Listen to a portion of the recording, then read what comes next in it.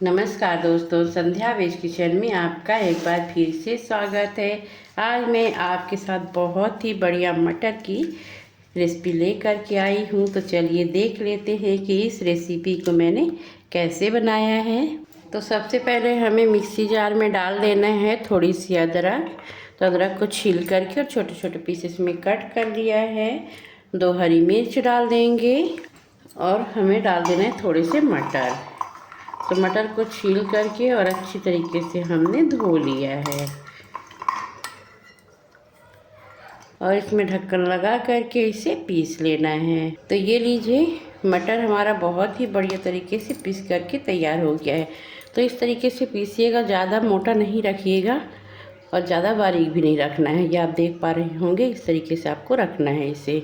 तो तेल गरम होने के लिए हमने रख दिया है। तो तेल हमारा हल्का हल्का सा गरम हो गया है। तो अब इसमें हमें डाल देना है 1 चुटकी हींग, थोड़ा सा साबुत जीरा डाल देंगे और इसे हम इस तरीके से अच्छे से मिक्स कर लेंगे। तो ये लीजिए, हमारे जीरा में बहुत ही बढ़िया कलर आ गया है, जीरा हमारा पक गया है। तो अब इसमें हमें डाल देना है ये पिसी हुई सामग्री जो हमने पीस करके रखी थी।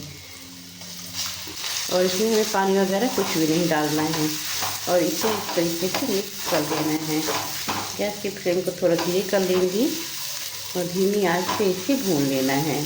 जब मटर का हल्का सा कलर चेंज हो जाए तब इसमें हमें बाकी की सामग्री ऐड करना है।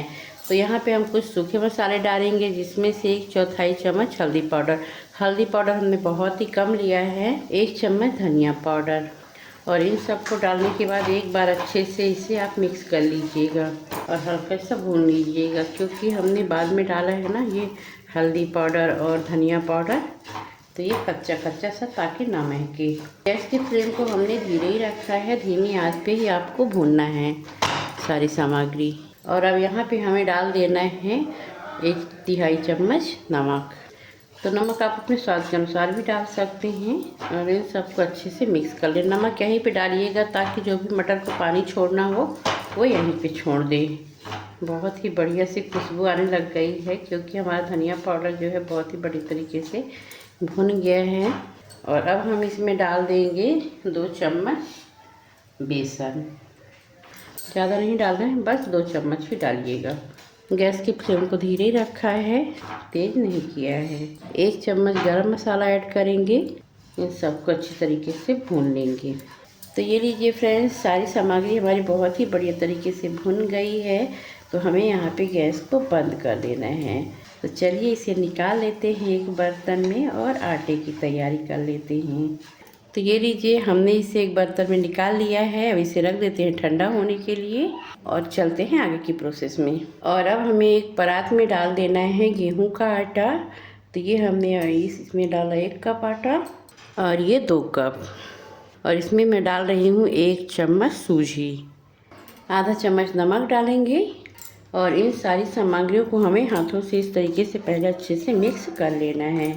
इसके बाद हमें इसमें डाल देना है 1 चम्मच तेल। तो यहाँ पर तेल आप कोई सा भी डाल सकते हैं या तेल की जगह घी भी डाल सकते हैं। इन सारी सामग्रियों को अच्छे से मिक्स कर लेना है, इस तरीके से हाथों से थोड़ा सा मसलते हुए, ताकि तेल भी अच्छी तरीके से मिल जाए। तो ये लीजिए, आटे में हमारी सारी सामग्री अच्छे से मिक्स हो गई है। तो अब इसमें हमें थोड़ा थोड़ा सा पानी डाल करके इसका एक डो तैयार कर लेना है। पानी इकट्ठा नहीं डालिएगा, इसी तरीके से थोड़ा थोड़ा करके डालिएगा।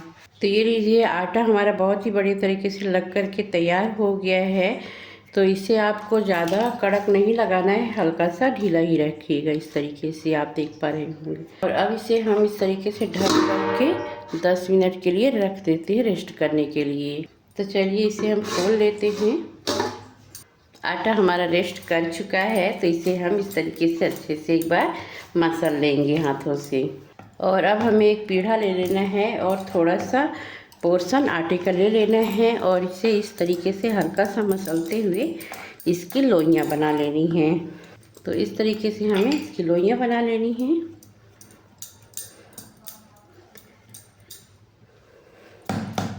इस तरीके से तो सारे आटे की हम पहले लोई बना लेते हैं। तो सारी लोइयाँ हमारी बन गई हैं और अब हमें इस तरीके से एक एक लोई उठाना है। इन्हें हाथों से बड़ा कर लेना है लोई को। इस तरीके से आप देख पा रहे होंगे उंगली और अंगूठे की सहायता से।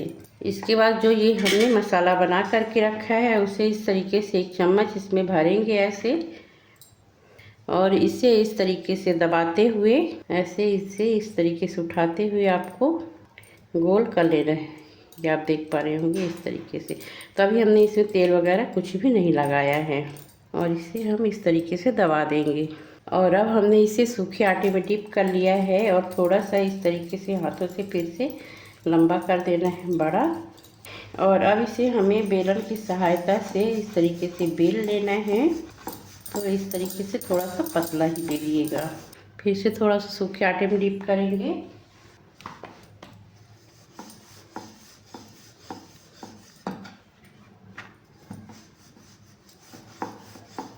तो ये लीजिए, एक पूरी हमारी बहुत ही बढ़िया तरीके से बेल करके तैयार हो गई है। ये आप देख पा रहे होंगे कि मटर के दाने भी इस तरीके से दिख रहे हैं।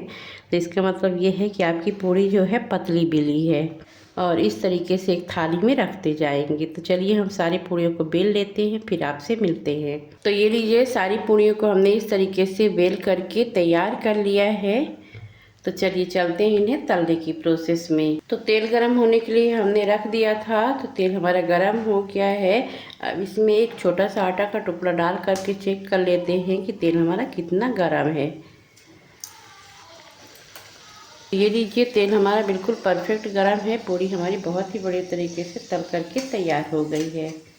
मतलब ये आटा वैसे वाली पूरी नहीं, आटा। तो अब हमें इसमें एक एक पूरी इस तरीके से डालना है और इस तरीके से हल्का सा दबाते हुए इसे तल लेना है। तो ये आप देख सकते हैं कि कितनी बढ़िया हमारी पूरी फूल करके तैयार हुई है। और इसे पलट देंगे। ये आप देख पा रहे होंगे कि कितनी बढ़िया हमारी पूरी फूली है। तो इसे हमें निकाल लेना है। तो सारी पूड़ियों को हमने तल करके तैयार कर लिया है और बहुत ही बढ़िया हमारी पूड़ियाँ बन करके तैयार हुई हैं। तो उम्मीद करती हूँ आज का वीडियो आपको पसंद आया होगा, और अगर पसंद आया है तो लाइक कर दीजिए। चैनल में पहली बार आए तो सब्सक्राइब कर दीजिए। बेल आइकन पे क्लिक करके ऑल पे सेलेक्ट कर दीजिए, ताकि जो भी नए नए रेसिपी के वीडियो ले करके आती हूँ आपको सबसे पहले मिले।